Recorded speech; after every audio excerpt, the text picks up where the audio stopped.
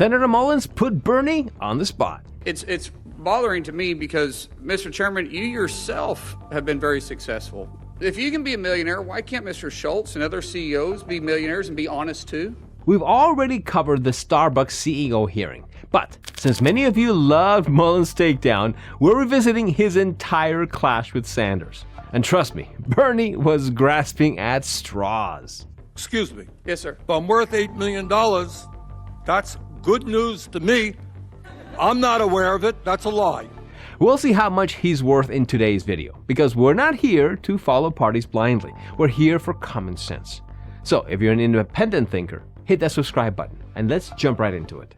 But the fact that you can't defend your company because you want to have a good relationship with your employees and you believe in employee value, which we all do. Any CEO knows that the success of our companies are based on our employees. We get that. But it seems like unions today, all they want to do is fight with their employees or their employer, the same employer that is hiring those team members, and that friction causes a very volatile and tough workplace. And if the company and the employees aren't in the same boat, rowing in the same direction, then neither one can be successful. And unions themselves, if you're part of a union, you can never be an executive, you can never be a manager, and never be a CEO. And if you can't be an executive or a manager or the CEO, then how are you actually going to implement the changes that the unions want in those positions to begin with? And it seems like they actually hold back their team members. There's actually some truth to what Mullin is saying, especially if we focus on Starbucks Workers United, the union leading these efforts. And let's be real, their tactics have been something else.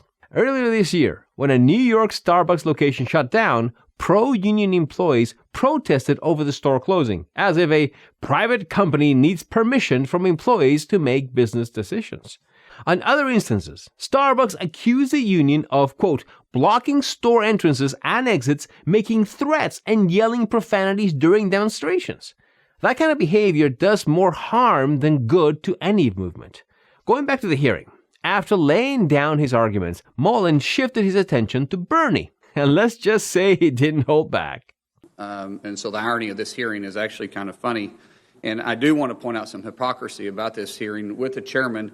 And it's not trying to get personal. All this information is going to be very public. But I take offense to the chairman pointing out that all CEOs are corrupt because they're millionaires.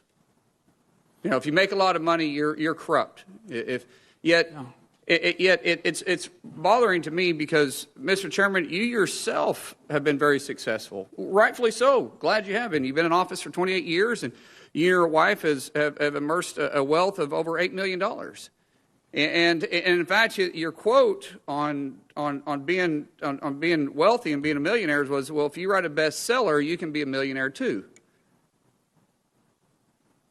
If you can be a millionaire, why can't Mr. Schultz and other CEOs be millionaires and be honest too? If that's the case, then why is it that Mr. Schultz, who actually creates jobs and a bestseller of a book, isn't creating any jobs? Why is it that he's corrupt and you're not? Bernie had that takedown coming, especially since in his opening statements during his hearing, Starbucks' former CEO for his wealth, completely ignoring that he's a multi-millionaire himself. Speaking of which, it's hard to pinpoint the exact amount it stands at because most of his assets are in his wife's name.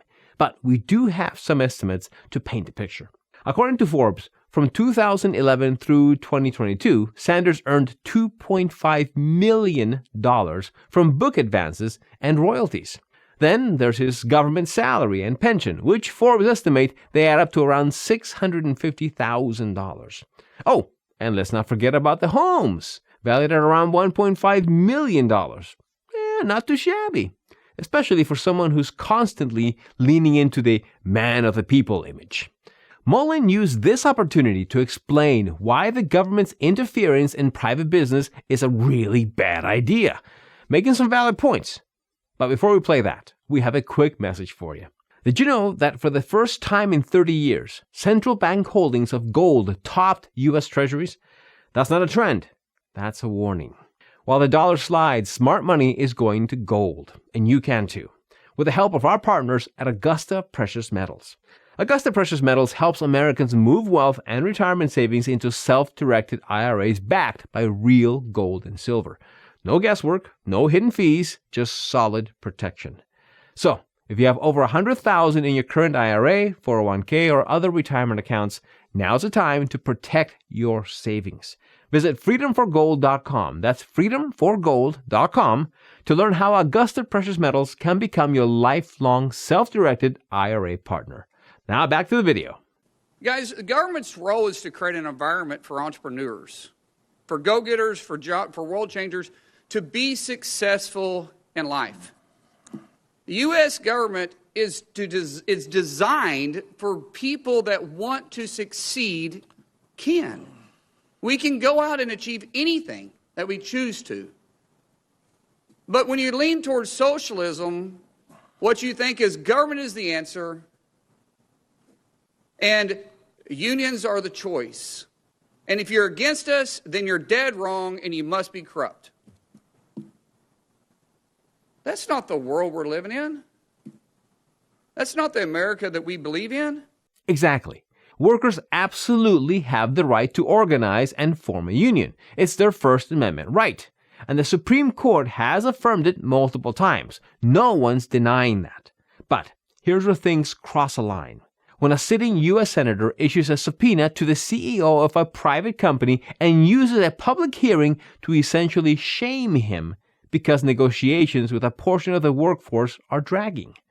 That's definitely not where we want to be as a country. And Mullin expanded on this exact point, taking another dig at Bernie, saying this. And I'm not against unions. If you want to choose to be in a union, be in a union.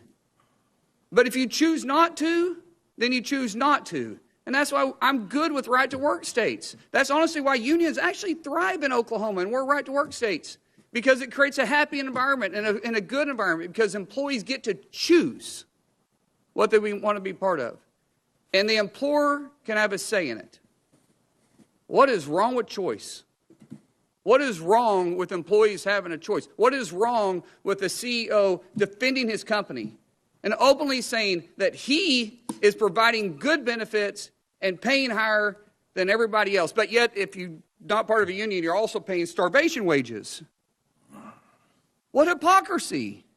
Chairman, you are chair of the Health, Education, Labor, and Pension Committee. We shouldn't have a biased approach. We should have what's best for America. I mean, his reactions say it all. This was one of the rare moments when someone put Bernie on the spot, and that made it all the more satisfying to watch. The truth is, Sanders has been coasting for years on outrage and sound bites, but moments like this show he's long overdue for a reality check. Once Mullin ended his takedown, Bernie scrambled to respond, but what he said lacked the punch he thought it would have, and ended up sounding more like damage control than a real rebuttal. Thank you. Well, let me respond. The senator did mention my name, I think. And I think you got an all-time record here. You've made more misstatements in a shorter period of time than I have ever heard. Please correct me. Well, if I'm worth $8 million, excuse me. It's all public. Excuse me. Yeah, go ahead. All right? Excuse me. Yes, sir. If I'm worth $8 million, that's good news to me. I'm not aware of it. That's a lie. All right? Number two. Part of public records. You're probably looking at some phony right-wing internet stuff. It ain't true. No. All right? You should read beyond that. It is not true. It's part of public records. No, it is not public record. Okay. Well, you made $1.7 million on your book. Public record. You made $1.7 on your book. Excuse me. I've got the mic now. And that's what Bernie is good at, shouting down anybody who calls out his contradictions. But notice how he didn't deny being a millionaire. He just said he wasn't worth $8 million. Now, that might be true, but it doesn't change the fact that someone who has built a political brand attacking the evil 1% ended up joining the club and is now criticizing everyone above his personal wealth tier.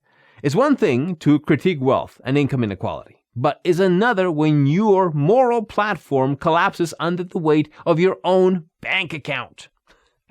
Let me know in the comments your thoughts on this story. Don't forget to like and subscribe, and remember, keep thinking.